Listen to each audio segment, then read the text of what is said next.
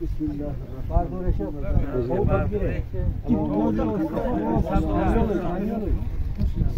دست او بودن برادران نه اونقدر عمر دورانی همگی حال 50 نارفته بودن او هم که مرگ به سراغش آمد. او یک عادت داشت برادران، یک روز پس لباسش علیش میکرد، لباس نو میپوشید، فقط لباس های تر و تازه، خوشبویی های بهترین. وقتی که مرگ آمد برادران، پیش از مرگش وصیت کرد که همون لباس هایی که هر روز سر یک روز نو میپوشیدم بیاره. همه آوردن لباس ها رو نگه کرد و گفت ما اغنا عنی مالیا هلک عنی سلطانی.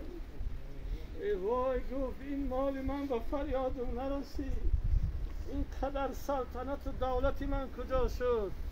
ما اغنا عنی مالیا هلک عنی سلطانیه.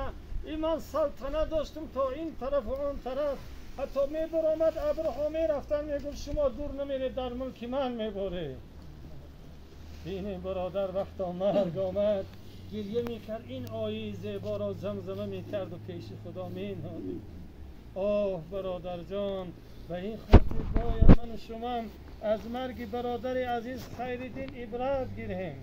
نه اون قدر عمر دراز، همگی 53 سال عمر دارند، جوان غور مرگ، در دل هزارها آرزو با یک بچه که دیگه